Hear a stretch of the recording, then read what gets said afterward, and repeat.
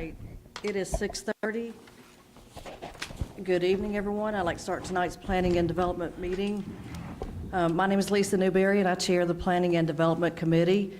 And tonight with me are co-chairs Brandon Whitfield, Councilman Brandon Whitfield, and Councilwoman Patty Wolf, and also in attendance Mayor Belisle. And I'd like to say thank you to the mayor, the co-chairs, the city staff for being here tonight, and the public. So I'd like to call this meeting to order, and I'd like to make a motion to adopt the agenda. So move. And here comes the agenda. I have a second. Second. All of those in favor signify by saying aye. Aye. All right, so the agenda is adopted. Thank you. So the first thing on our agenda is item A. Is just to have a discussion, to talk about, do we want to do this, and just kind of start having some discussions about possibly rewriting our ordinance, doing a complete rewrite. And it's my opinion is that we have seen the city evolve and change, and when I say this, I'm talking about the residential only, not commercial. We've seen the city evolve and change, building neighborhoods, single-family homes, and now it seems like we're seeing a lot of requests to build the dense townhome-type communities. And we sit here month after month, we talk about cases, and it seems like we talk about a lot of the same things that make conditions, whether it's the street width, whether the streets are private or public, are the driveways long enough and wide enough to accommodate today's full-size trucks, and amenities, just things like that we continue to talk about. And then the third thing I want to mention is that we have tweaked the zoning over time, and we've gotten away from what appears to me to be a streamlined process, and I think that it's, I can see where it might put a burden on the city staff trying to keep up with a piecemealed and zoning. So it is my opinion, I think that for these reasons that I believe that the city has grown, will continue to grow and evolve, and that we probably need to take a pause, or at least talk about taking a pause and sit back and see what it would take to do a complete rezone rewrite. And Paul and I had a very rich discussion last Friday, and he gave me a lot of insight. And I think I'd like to ask him to, if you'll weigh in and give us kind of recap that conversation and tell us what the process looks like to do a complete rezone rewrite. Thank you, Ms. Lisa. So we talked last week, I don't remember what day, about the idea of your zoning ordinance. So your zoning ordinance last had its sort of major adoption in 2014, so it's going on 11 years old. Then it's had several modifications since then,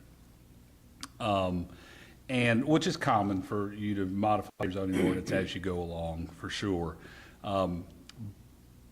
But as y'all have continued to develop, and particularly when y'all have kind of wanted to do some more moving towards sort of new urbanist planning ideals, such as your planned urban village ordinance and your Main Street overlay district, those very much, from my review and my experience, and I am not a land planner or design professional, really do feel kind of piecemealed on top of your more traditional Euclidean zoning ordinance. And so the conversation that Miss Lisa and I started off with last week, not getting into too many of the details, but basically, the words were, I want to change how we build in the city, build in a way that people are like what we're building, right? Like the results. And so one way that you do that, or the primary way you do it, is you write your codes in a way that encourages and yields the right product that you're wanting to see. That addresses not only zoning, but also design standards, which design standards aren't always part of zoning ordinances, but more modern zoning standards are, and are generally highly encouraged. You think about nicer neighborhoods, they all have design standards, architectural control committees, those types of things. And it's not always about, most of the time, it doesn't, well, let me rephrase that. It is not always about home values. It's not about what the price of the home is. The zoning can incorporate and take into account multifamily zoning, can take into account smaller home footprints, but still have design standards that produce results that are appealable and attractive to the community and fit the needs of the community, whether it be walkable, whether it be 55 plus, whether it be, spitballing with other families and those sort of things. So the question was asked, sort of, what does it take to rewrite your zoning ordinance? And so I don't know y'all's zoning ordinance inside and out, but I've been digging into it now for a couple of years, and then y'all have several chapters that touch on your zoning ordinance, and that's not uncommon. It's not uncommon for, say, for instance, stormwater to be a separate standalone from your zoning ordinance. That's not uncommon. One of the more uncommon elements that y'all have in particular is your sign ordinance is not part of your zoning ordinance, and that is more uncommon. It's more common for your sign ordinance to be lumped in with your zoning ordinance, so you kind of have two different categories where you have to go look at and address.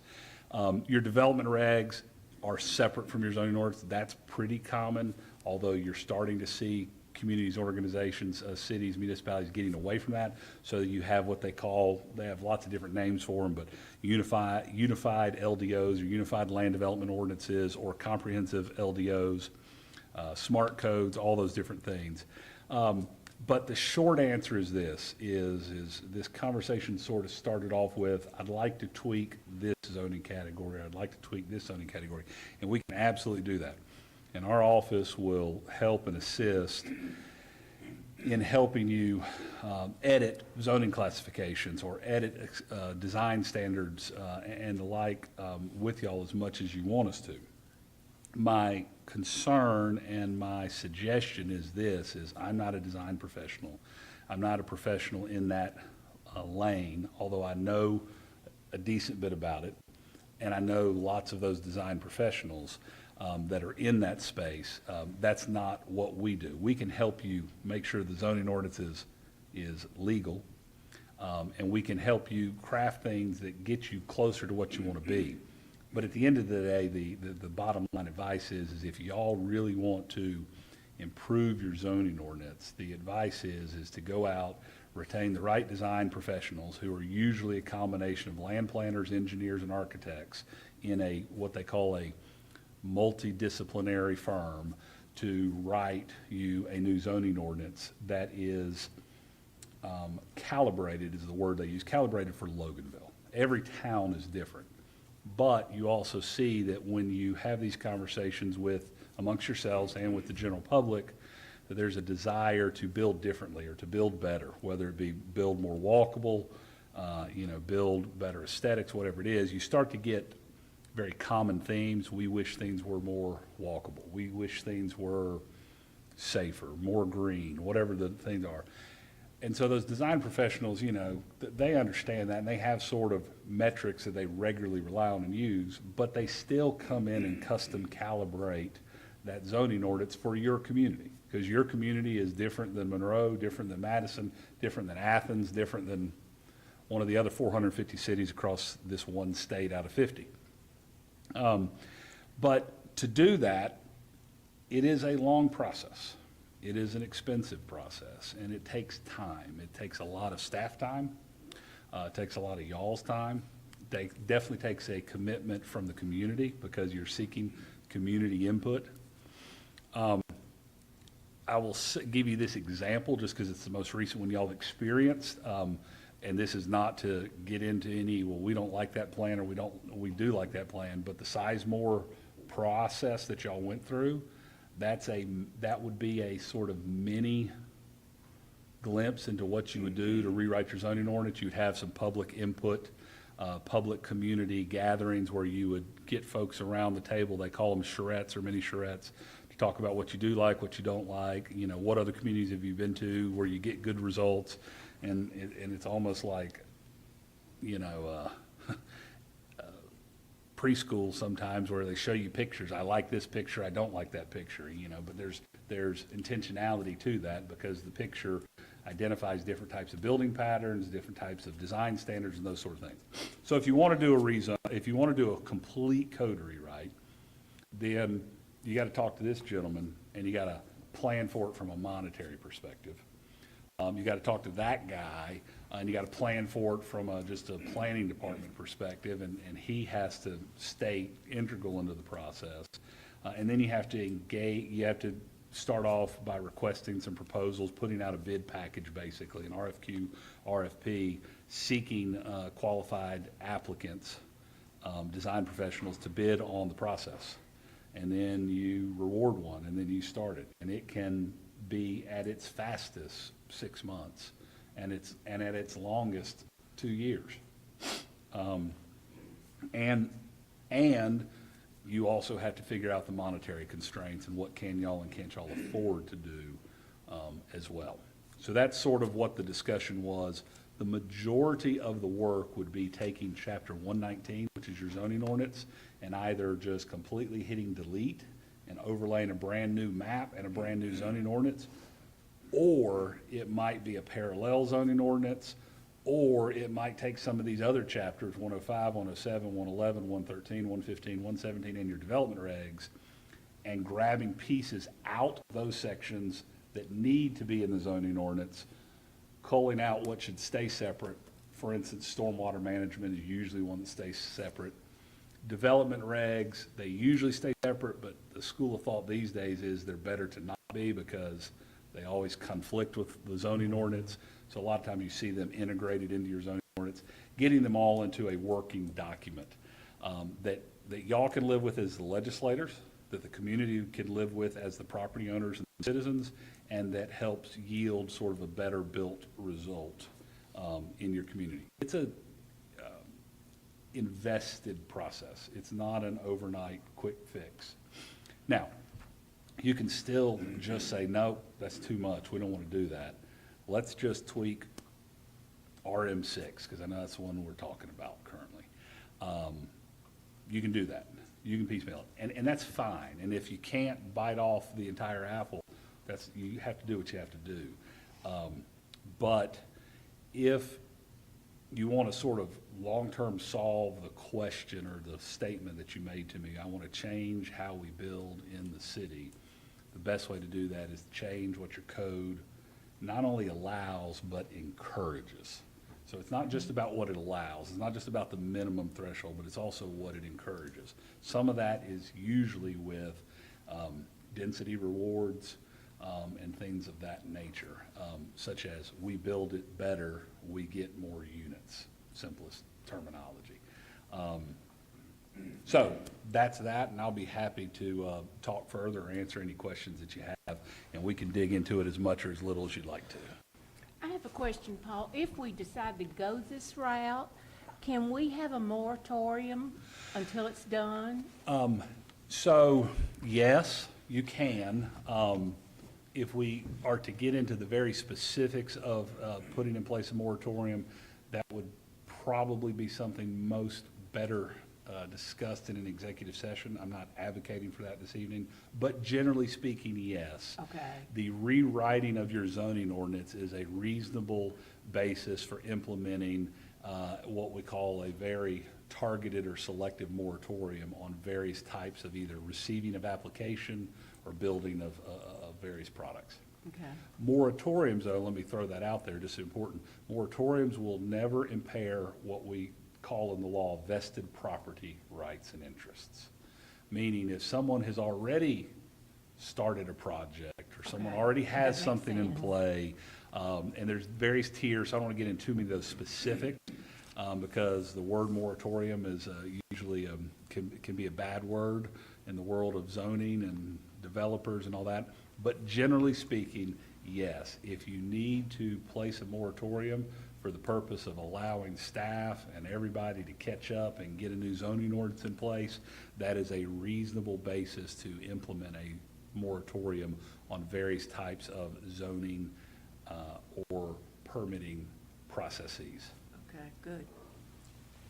And Paul, did not the legislature confine a moratorium to 180 days? Generally speaking, You can extend moratoriums are restricted to 180 days at a time. Right. However, it is very common for moratoria, the plural, to be re-upped every 180 days as needed until such time as the need has removed itself.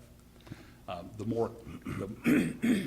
most common structures, the most common times during which you see moratoria in place is either implementation of new regulations, rules, maybe a joinder of a city and a county government, that type of thing, or infrastructure capacity issues, such as sewer capacity, those types of things. I got a few questions here, Paul. So say we only want to tackle the residential side of the code. Could we go ahead and get all three of them put into that one part? And then later on, could we bite off the commercial? Because right now, like you said, we have it, you know, I built here in Loganville, and it is painful to go through and see what you can build, but then another section tells you something different. And I know we've worked on that. I know y'all just voted on something to help correct one of those the other day. So I think having it all in one place will make it a lot easier for us as legislators, easier for Robbie and his team, easier for Danny and everybody here. But I want to have a clear-cut reason, and I don't want to just put a moratorium in place until we know what we're going to do. And I think that's what we're figuring out tonight is the process.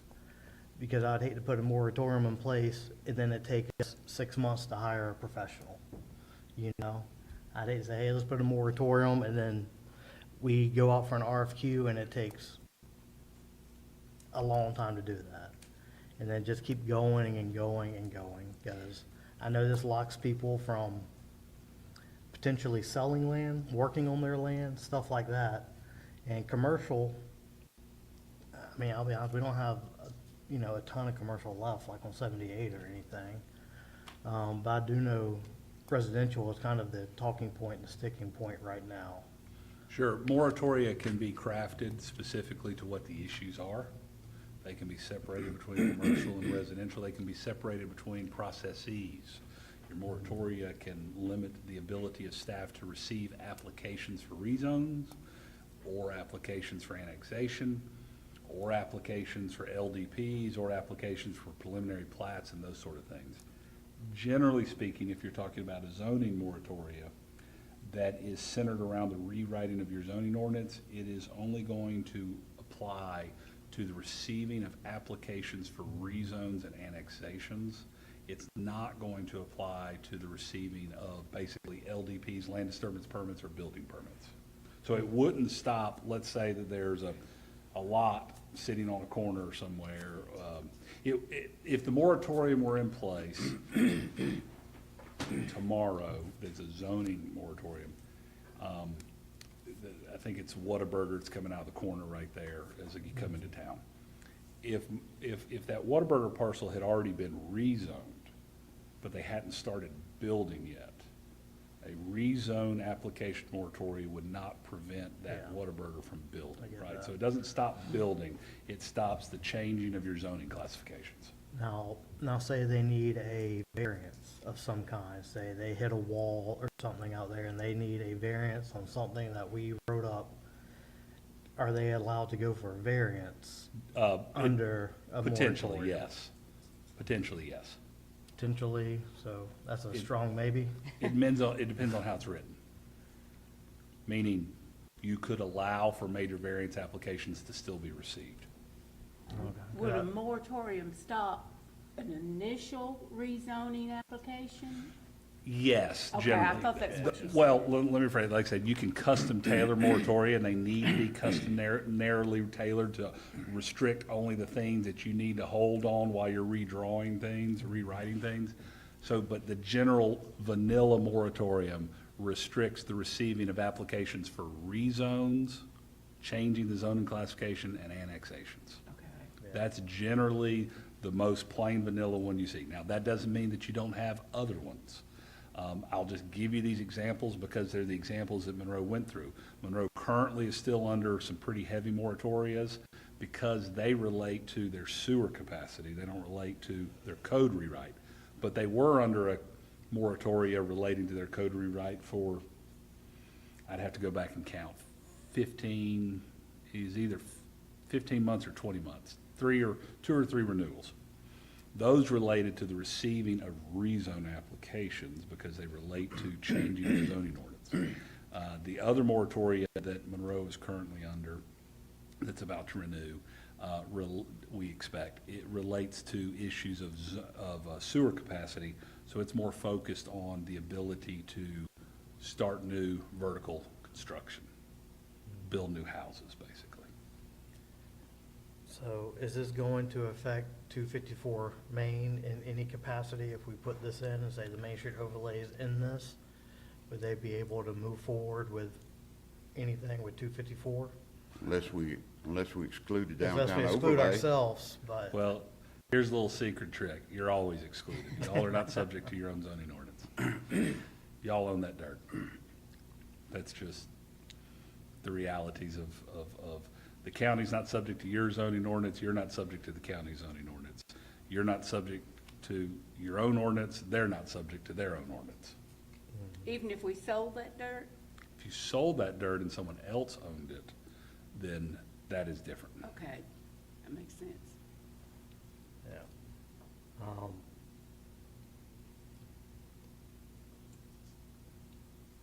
just trying to think through some things here, I'm Well, sorry. what about the money while he's thinking, where Danny comes in? Is that the 250 we talked about once before, or? I mean, that's probably a number that you heard me throw out before. But I mean, let me tell you, I have no idea what it would cost y'all.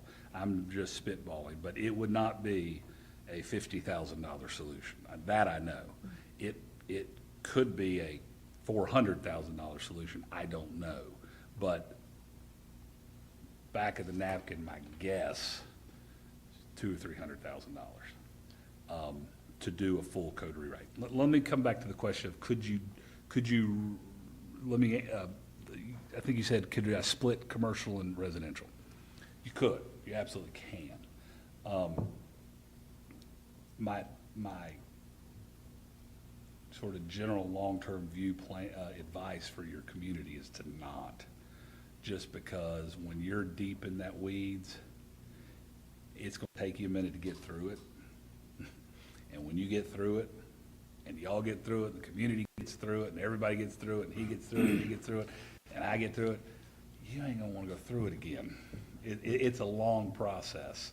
It's a difficult process, and it is always, right? Monroe just passed theirs in November, and we've already got an errata sheet between me, the city planner, the city manager, a couple others.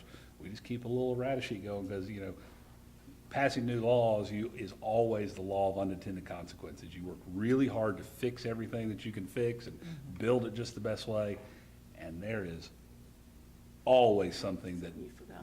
nobody ever thought of. Usually because the craziest things walk through the door and you're like, what? I didn't even know somebody would do that. So we're talking residential, you're talking residential and commercial. No, I'm saying, it's whatever y'all want to do. I'm just saying that viewing it through the lens of the process and knowing what it goes through is if you do just residential, I worry personally that you may never then do commercial.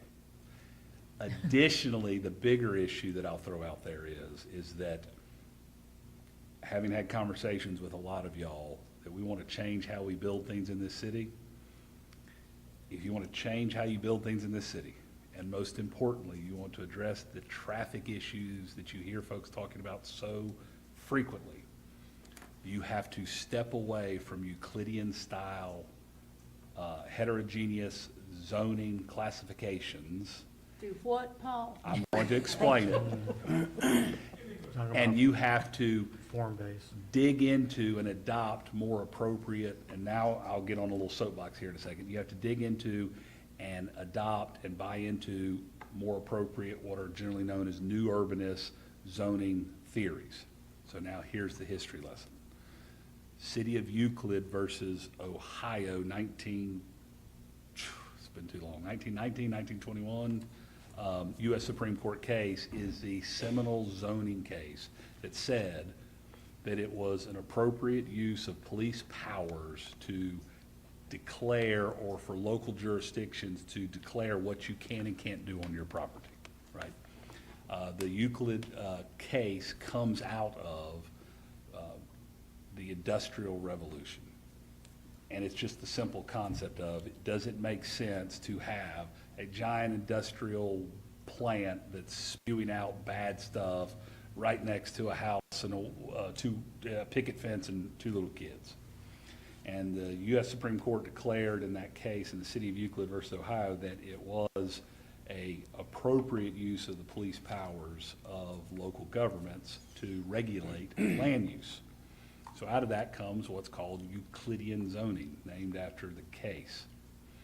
The concept of Euclidean zoning is that you have very, and I said heterogeneous, I meant homogeneous. You have very homogeneous use classifications. Your zoning ordinance right now today dictates that residential will be here, and that office will be here, and that retail will be here, and commercial will be here, industrial will be here, and so on and so forth. You have separated your uses. You've created homogeneous zoning classifications. You have two, almost barely there, heterogeneous zoning classifications, your PUV and your Main Street overlay. And they were written generally not by design professionals who have extensive experience within new urbanist design protocols. So, to further answer your question, Brandon, is should we do commercial now and residential now, commercial later? My first concern is if you don't do them both, you won't ever do the second. But my other concern is if you really want to change the way you build, and you can't change things that are already built, but you can plan for how things repurpose in the future. If you don't adopt, or at least consider and think about different types of zoning principles, homogeneous zoning classifications versus heterogeneous, traditional Euclidean zoning versus new urbanist zoning principles, you're still going to keep getting the same result. You're going to get what you've always gotten as you built over the last 30 to 40 years. Because your zoning ordinance is a very traditional Euclidean homogeneous use zoning ordinance, as are most that you see around. Getting the more modern new urbanist codes passed is a hard task. Now, here's the next part of history lesson. Why is it called new urbanism? Because the logic is that the places people like the most, downtown Madison, downtown Monroe, downtown wherever, are the places that built when you did not have zoning ordinances in place. What happened instead is the towns developed, usually under strict street grid structures, but more importantly, under natural growth of a walkable community. We built our churches on the corner, our places of worship on the corner.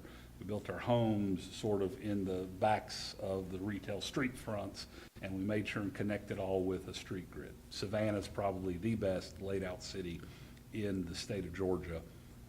Actually, another old small town that's done a phenomenal job of rebirthing itself is Thomasville. And if you look at its street grid, it is ridiculously amazing how great of a grid it is that was built, 100 plus years ago. So that's a really long conversation to say. If you split them up, I'm afraid you'll miss the potential bigger change that y'all may want to do of developing a different type of zoning ordinance that encourages true mixed-use projects. All over the city. So you're saying pretty much getting away from, we're gonna have to decide if we wanna stick with Euclidean zoning or not. Correct. And if we're not gonna stick with Euclidean zoning, we gotta do the whole shebang. Correct. Built for people, not cars. Correct. Built for place-making, space-making, moment-making, and not for cars. That's correct. Now, but you still have to count, let's say that you said, give us the dream, like just bring in the entire utopia.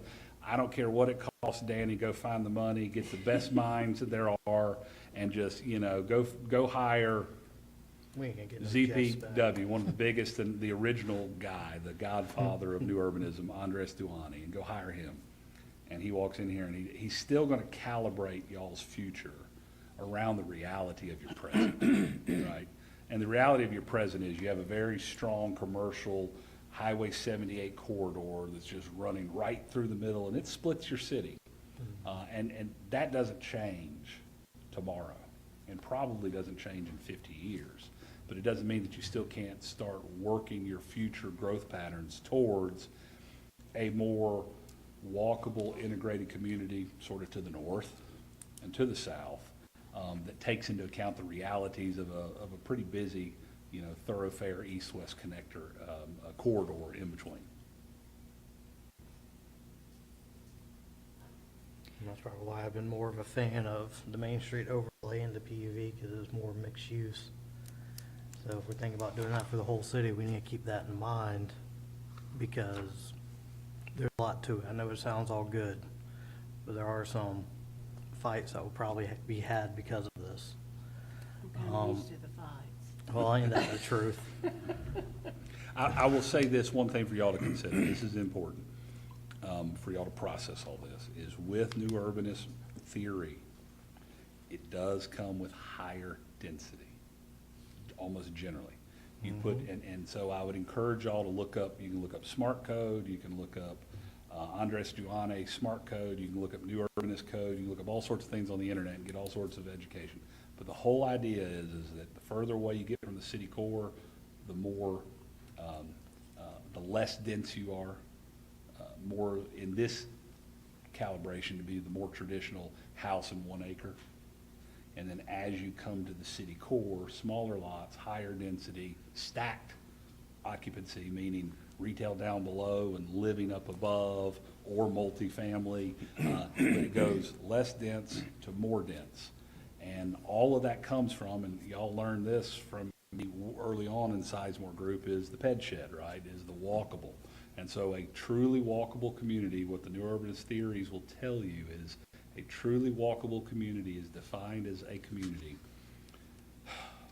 If I get this wrong, I'm sure somebody will email me, that has a communal green space and has 75% of the average person's daily living needs within a 5-minute walk of their front door. That's the rough definition that people use. And roughly that 5-minute walk equates to about a quarter mile to a half-mile radius from around their home. So you walk around and you put ped sheds. So whether it's the old town green or the soon-to-be new town green or whatever, or it's the park, I don't know all y'all's park names. Tyler Park. Yeah, or the Destination? Destination Meridian. Park. Destination. Destination Park or Meridian Park, thank you. You look and you say, okay, there's a That's the communal center. green space. And they don't always have to be active green spaces. They can just be a little passive pocket park. And you say, those are how you draw your ped sheds. And pedestrian walkability is going to be a struggle for y'all because you have a very strong highway running right through the middle. Yep. So let me ask this, Paul. So Brandon mentioned the RFQ, that if we were, and we're just having discussion, so if we were to move forward, how long is an RFQ for something like that? 30 days, 60 days? I would get one, we would want to get one written up as quick as possible. And that's not hard because we can borrow from others that have gone before us. And you'd want to get the RFQ put out there, and I would want you to leave it open for 45 to 60 days to Okay. receive applications and application packets, qualification packets. And then after you receive them, y'all spend a few weeks to study them, and then you can make a decision. Okay, Or you may need to negotiate further and, well, we don't like this, or we can't do this, or the price is way too high, or. sure. But I would also encourage, actually, I need to expand that a little bit.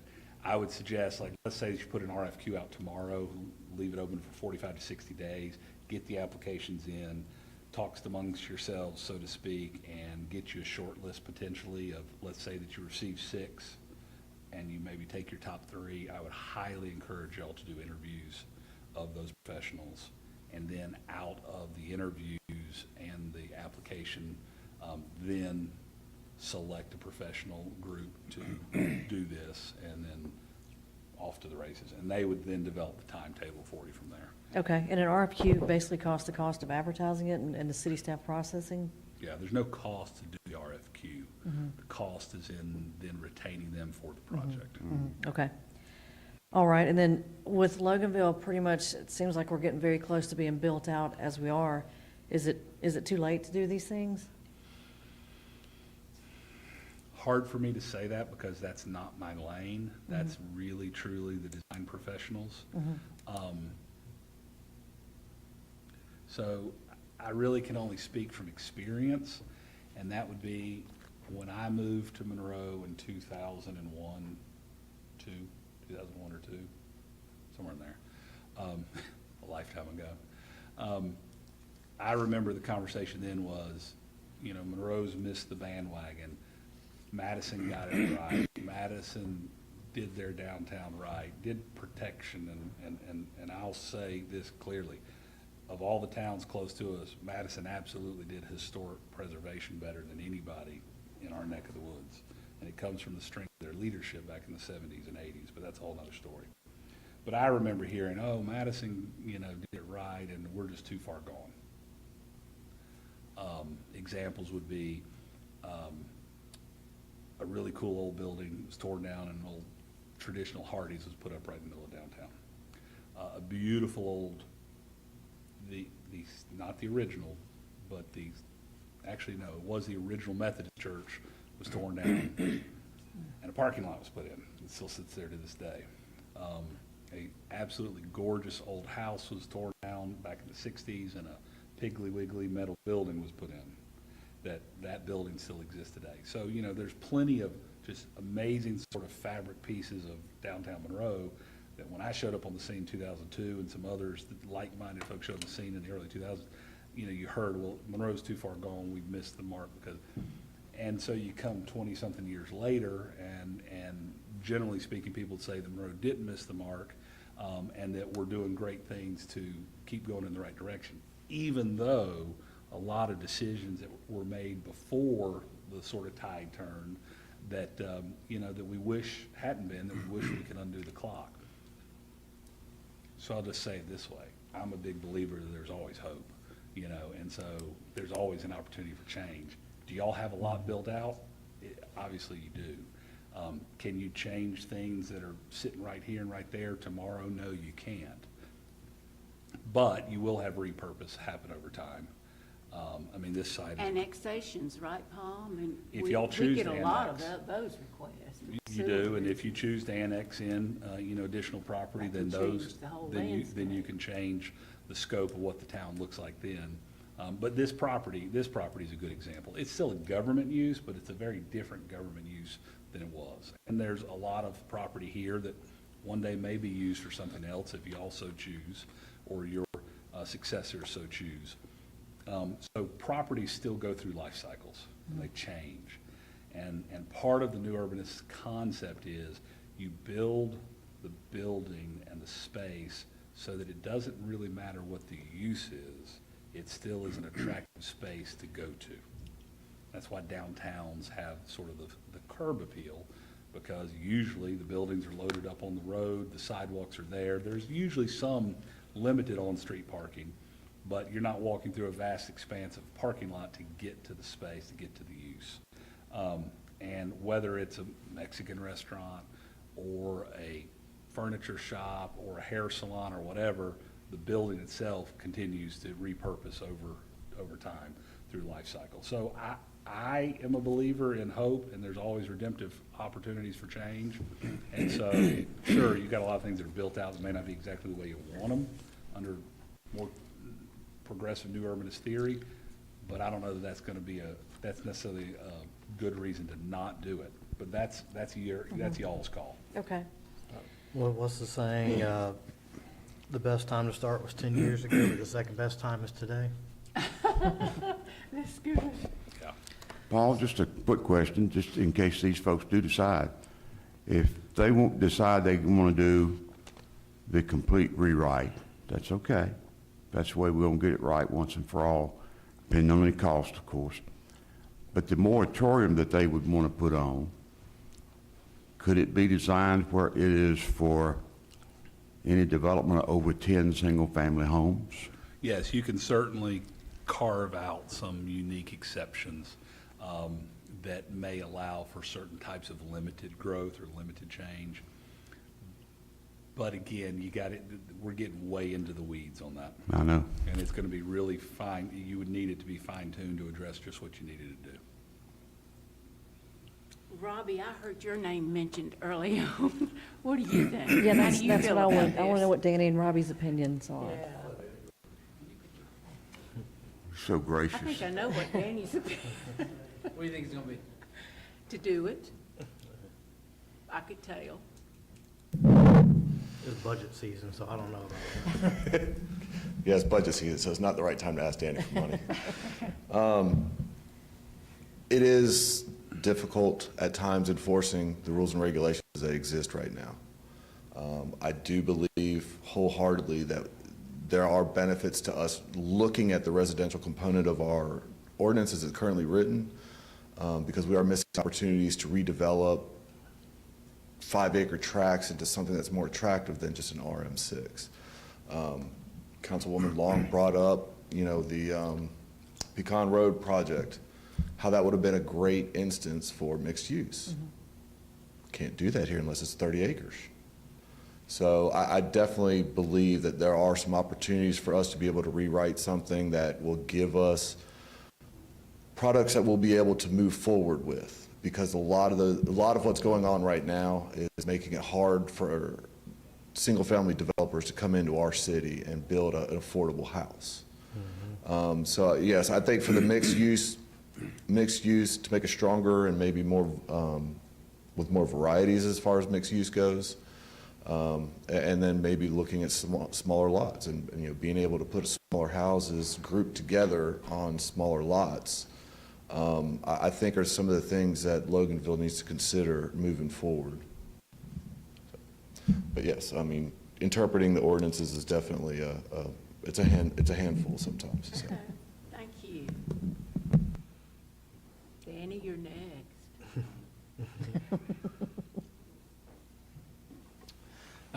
I agree. If we're gonna do it, do it. I mean, I've heard y'all for years say, let's do it, let's do it. So I will say, if we do it, do it.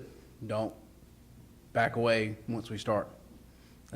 We do a lot of projects, spend a lot of money to stop. So I'm gonna say, you wanna look at a prime example, PUV, staff reworked that with the help from city council. Nobody likes it. We're not design professionals, I'm not. Exactly. So spend the money, do it right, and be done with it. Well, and I'm always one that says, how much is it going to cost and how we're going to pay for it? So, I mean, kind of guide us on that. If this does cost $400,000, can we afford that? How do we pay for something like that? Well, you have reserves for a reason. It would come out of reserve. But if you tell me to budget it, it's going to be a little bit harder versus coming out of the reserve, because we have reserve. I can't use reserve to fund the budget when I do a budget. So if this is something y'all are considering, if you do it now, it would be earmarked for reserve. It may not come out of it, but at the end of the day, reserve is not used until all the positives or zeros. Then we are allowed to move money. So you definitely have reserves for a reason. We have a healthy reserve. This is something I think warrants it, and something we can all, or the 7 of y'all can stand on, that this was done by a professional with the input of the citizens that choose to come and input. Yeah, and I like that too, because it sets us up for success in the future. After we're no longer on council, the ones that come behind us Exactly. will have the playbook to go by. But I would also add, I suspect the citizens of Loganville are tired of us spending money on studies and then drop it when it gets studied and we don't like it. So we need to have at least an inclination that we're going to follow through and get it done. Well, that's kind of what Danny said. Yeah. Well, because especially we're talking about new urban design and stuff like that, like you said, it doesn't really look at density, it looks at form over function. So I would hate to put a moratorium and go through all this, and then when it comes up, not do it, because we'd have a lot of time and money invested in it. So I do think we need to see it through the end. I just don't want to put a moratorium or something in place and then nothing come out of it as well. Well, council, at least 4 members anyway, would have to commit to that. Yes, and I think the citizens would also rather see us build, if we're gonna have to do these RM6, they want to see quality over quantity. And right now, I feel like we're doing Absolutely. quantity I and think not they're- quality. Yes, I think we've. I don't want to see townhouse townhomes come out of the death. ground that look like apartment complexes. I Right. want them to look like homes. Right. Well, a little bit of that's a slippery slope. You got to look at whose quality definition are you going to be thinking about? But that's, I think, where the That's what we'll put in design the- standards. Yeah. yes, come in. exactly. I mean, some people, if we build to this new standards, will say, my God, that ain't no better than what we had. I mean, it's just going to happen, I mean, part of it. Just one other thing I'll throw out there, just on the money side, and this is to give that young gentleman over there a little bit of help, is that as you implement more robust and more appropriate building codes, you gotta have more help too. So just More help in Robbie's in section, planning and zoning office, like, probably needs it right now anyway. Right. he may, and I don't know, but as you come online with newer codes and these type of form-based codes, just throw that out there for, if y'all use reserves, whatever, to get it done. But then once it's in place, you need additional planning professionals in-house to help with that, to help support him. So just know that you'll have some additional budget conversations you'll want to have over time.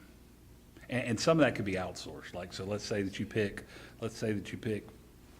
Jim's architectural firm, and he's the guy and his team and their gals, they all rewrite your code. A lot of times you can outsource with them to receive 15 hours a month or 10 hours a month of city planning auxiliary services, to where he can use them as a resource to say, help me review this plan, or help me, respond to these plans, or whatever. It's no different than outsourcing true building plan designs, which y'all do all the time. Most cities do, because there's just not enough in-house engineers to do that. So it's the same concept, but on a development level. Okay. And I'm not saying that we need to make any decisions tonight, it's just discussion, to see how everybody feels. And Are we gonna bring it up at council? I would like to, just for discussion's sake. Yeah, I think To see how everybody feels. I mean, I'm on board with it. One of the only things is, I was iffy on commercial. I really didn't want to mess with commercial, but I understand if we're going for a whole new form-based system or smart code system, or even a blended approach, we need to touch it all. But at the same time, I would hate to hold up people that have already got their zoning or in the middle of building. And I would like to at least have them be able to come back in for a variance or something like that. Because I'd hate for them to be like, all right, we've been building for a year, but now we need a variance to And they've got continue money or tied something, up. and money tied up, and they'd not be able to finish the project until, Right. It sounds like once 6 they're months to in, 2 they're in, years. much Yeah. like a grandfather clause. yeah. Similar concept. It's yeah, called a but I was saying vested just for property interest variance. right in the action. So that would not, generally speaking, what the example you used would not be affected by moratorium, because they already have their zoning classification. Yeah, but say it has to come back to council or has to go to Robbie, that he would still be able to. I think the vision is, this is for like receiving new zoning Yeah, new applications. zoning that comes in. Those would be moratorium. Going forward. So if you had a piece of property, commercial, and you want to go to residential, it wouldn't be allowed. But if you had a commercial, you want to build commercial use on it, then it would not be affected by this moratorium. And it'd be like R16, like technically we still have it in our books because we have to enforce it, but, so got it. Okay, any other discussion, questions?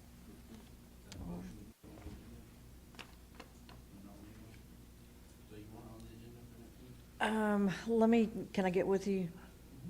Yeah, I think it's gonna be a pretty hefty Yeah. agenda from, I think we're gonna have a lot of planning and zoning stuff. Right. Robbie's, so I don't know. yeah. Well, at this point in time, it seems I mean, as if your most immediate question is the moratorium, because that gives you the time to make your other decisions. right, I just don't want to make a knee-jerk decision. I want to make, if we're going to do a moratorium, we want to make sure we've got everything lined up and ready to go. And I don't feel like we're anywhere close to that right now. I'd have Agree a with that. plan And we can before always we. have a call. That's right, yep. Okay. All right, so moving on to some simpler items here. Item B, campaign signs in the right-of-way. And I didn't want to address this while we had a campaign going, election going on last year, and so now we don't have a election going on, but we do have one coming up. So just wanted to quickly talk about this. If you've ever campaigned, it's a nightmare with your signs. It's almost like it's a contest of who has the most signs and can put the most signs out there. So I really want to talk about that. And plus, it's, my apologies, I littered up the city with my signs. And oftentimes I thought, I really wish we'd get some control on this issue. And I don't know if we, maybe want to think about saying that you can only put campaign signs on X amount of corners within the city, or maybe we want to say that we don't want the code enforcement guys' time to be spent running around pulling campaign signs. So just wanted to kind of talk through those scenarios to see how y'all think about, what do y'all think about? I mean, you've got an election coming up, so. Well, I know before, what is it, 15 feet they have to be from the curb? And I would, 11, 15 feet, so I see them out there with like the tape measure all the time, stuff like that. And I would try and put them out myself, so I could put them up, sometimes people just, oh, give me a sign. And then they put it up wherever they live. Then I find signs up here, but I don't know where they came from, because I don't know where they got pulled. So I think definitely getting rid of that 15-foot, because I'm sure he spends countless hours going with that tape measure during campaign season. Exactly, At and least he's, temporarily during the campaign. yes, and he's got, his time's better spent doing other code Yeah, enforcement. in actual my code opinion. enforcement. And I'll say, like, when I campaigned this last time, we had some new people, and it seemed like our campaign season got started in the summer, which is very early. And so I don't know if we want to think about campaign signs can only be put out, say, 30 days prior to election. What do you think, Brandon? You're running this time, I guess you are. I don't know if I'm running yet. Y'all drive me crazy. You're running. You're not fooling me. I don't care, to be honest. I'm not a big fan of the signs either. It's just a name of the game. You pretty much have to do it. It's some psychological thing that Especially when they're all people on the have to see road. signs. All you see is signs. You don't see names, you see signs. Many of your HOAs limited to That's 30 right. days before the election. And then the other thing is, set a time that they've got to be taken up, or we'll Taken take them up. up. I think we have that in place. No. So State law for the issue is generally like just right away, signs can't be in the right of way. That's just kind of, that's y'all's ordinance, and y'all don't regulate the state right of ways. So you need to look at changing the actual ordinance about whether or not they're allowed in the right of way. And I cannot advise y'all to change your ordinance to allow them to be in the right of way for a whole host of reasons that I'd be happy to talk with y'all in executive session on, to provide some attorney-client privilege legal advice. But they don't. What exactly is being in the right of way? It means whatever the right-of-way width of that road is, and your right-of-way widths vary, being located within the four corners of real property that's owned by the city of Loganville, Okay. or owned by the state of Georgia, Okay. Or owned by a or property owned by owner? Walton County. A property owner? I'd have to look at your private roads definition, but I'm talking about public roads public in a roads, subdivision, public roads in a subdivision are owned by Loganville, so they can't be in the right-of-way there, in someone's yard. in the right-of-way portion of their yard. Is that the 12 inches or 15 inches or whatever? Most roads are Feet. feet. I mean, they're all Feet. different. Some are 35 Is it foot, some are feet? 50. It's at their front door. Feet. Oh, well, no problem. So there's nothing we can do about the right-of-way? Okay. So how do y'all feel about saying that we don't want to litter the city up within 30, until at least 30 days before the election? I'm good with that. I'm not running. Or is this a mute so that's, discussion? You know, Well, it would be fair to everybody, whatever you did. yeah. And then what are you going to do if they're up there early? You're going to take them down. That's what you got to decide. And some Long- people, especially if they're not on council or know the rules, because I don't know who's all running, but we might get some people that don't understand the code or the rules yet, and they're gonna put them out, and then other people are gonna see that, like, well, they have them out, so I'm gonna put mine out. Good point. And then it's just gonna happen anyways, and he's still gonna spend multiple hours every day just going and pulling signs. Unless you And give some them- people might even run the risk calculation in their head and say, you know what, I'll put them out here. And if it gets, And if it gets then we pulled, go- it gets pulled. You know, Exactly. at least I think people I have did seen my that name, last you time. know? So, To be honest. Danny, do they get a copy of those rules when they qualify? Yeah, I think they think do. we did, yeah. Whether they read them or not, Patty, is another thing. Do what? Whether they read them or not, Patty, is another thing. That's right. You're right. But all roads are different right-of-ways, so it just cannot be a set 11 feet, because some are more than 11 feet, some are less, I don't think there's less, but some are more. So just know that. Yeah, center line, right, like Lee Bird is different than Hubble Point. That's what code enforcement has to literally go find the right-of-way and then measure from the center line, and then that's why he takes his tape measure and pulls them, because when he pulls them, I get the call, well, you're selective enforcing. No, we're not. He keeps a list of all the signs, politicals plus non-political signs. And we've started doing that the last really 2-3 elections maybe. Hasn't been a problem until the last 2 or 3 elections. Fun time. Yeah, because I know we complained with each other about, we were spending about as much time coming here and picking up signs that had been picked up. And so, is there any way, just during the election time, whatever time you want to place on that, that code enforcement would just drive on by? No. not do their job. Yeah, not do their job? Not be against the ordinance. Okay, Right penalties also not right ticket, or not to get somebody. right, okay. Well then, Lisa. I guess nothing changes. Exactly. Okay, well, we tried. We O- tried. Well, Okay, you so, could- You could do the time limit on both ends. You could do that. But then somebody's got to restrict it. enforce it. Well, you go pick them up. Well, that just adds a job to code enforcement. That's the way it's got to be. I don't know if it's worth that. Whatever you do, you're going to have some enforcement.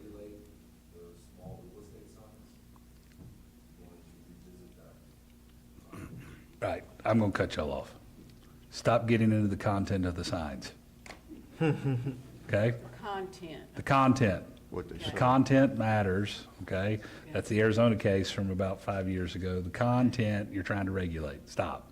If you want to regulate the form, great. If you want to regulate the location, great. If you want to regulate the size, the color, the safety because it looks like a stop sign, let's do all those sort of things.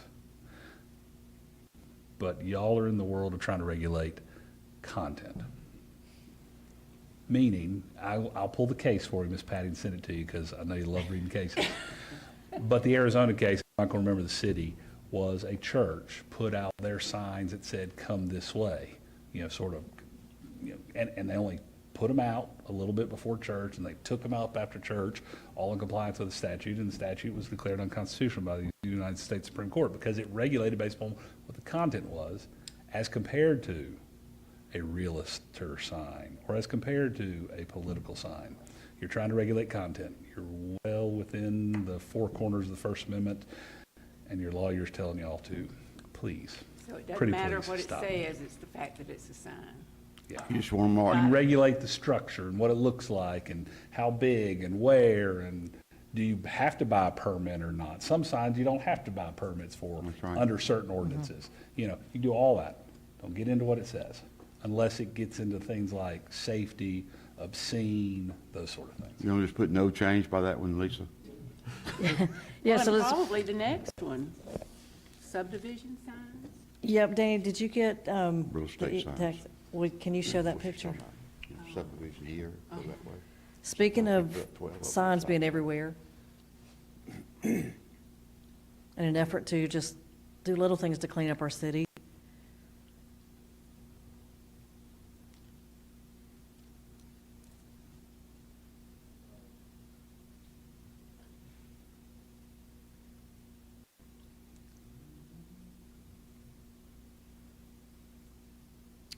okay, so we see clusters of this around our city on the main street corners. You see it? This is not content? We're good? Okay. I know, So this is there what might be we, a case on us soon, but. yeah, so this is what we see, and if you go to the next picture, Kyle, please. This is what we could have, is the one on the right where it says Castle Rock, all the way down to Lennar Homes. Something of that nature where everything is consolidated on one structure. And, Paul, you shared with me that maybe the county has something like this. They did. I don't know if they're still using it. I know pre-crash, they had a system like this, and then it kind of fell off the wagon. I haven't spoken to Sharna about whether or not they're still using it, but this is a great example. It doesn't matter what's written on those signs up there, the before and after, but the change is you're regulating the style, the form, and the structure of the sign, right?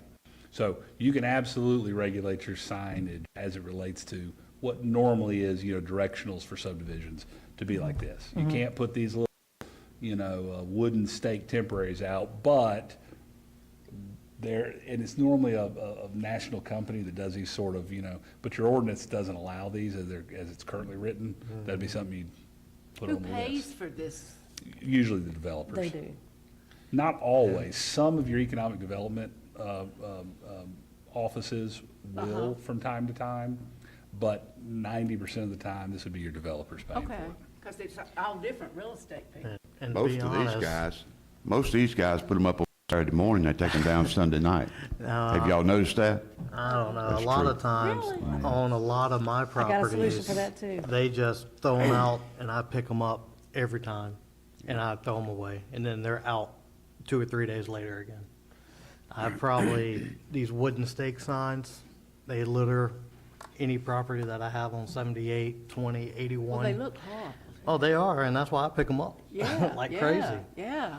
But I'll I mean, individually. be at my they're not. office, I'll see someone go out there and put it out there, and I'm like, hey, what are you doing? I'm paid to, like, they don't, Individually, they're not too getting bad. hired just to go put 12 signs of them out. better side by side. They're not even god that awful. far now. Yeah. Well, I mean, in my opinion, it just helps clean up our city a little more, and it provides a unique solution to the sign cluttering around the city. So, Would this be addressed when we do the ordinance that we're talking about doing for the code think we need rewrite? Because are we gonna go through signs with that too? I think Paul said signage was different. Hey, sorry, Paul.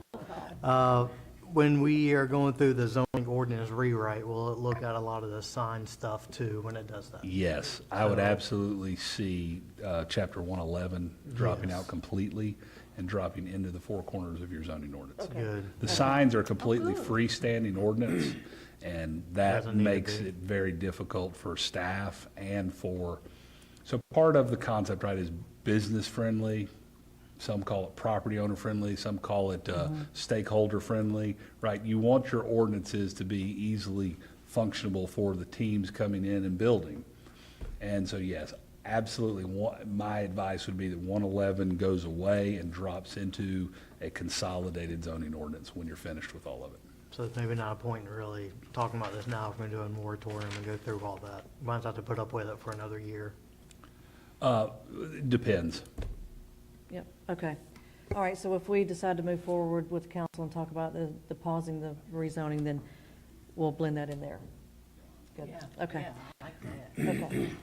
All right, well, I don't have anything else for tonight. Do you guys have any questions, discussion, anything else? No, I'm thinking, my email about the tabling will take care of itself in the new zoning, right?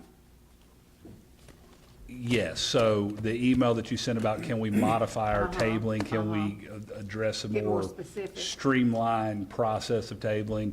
That would absolutely be part of the administrative part that you would clean up in your Okay. rewrite. Which is a good idea. Okay, so that was all, yeah. Okay, well, with that being said, I'd like to make a motion that we adjourn. Second. Second? All of those in favor, say aye. Aye. And we are adjourned.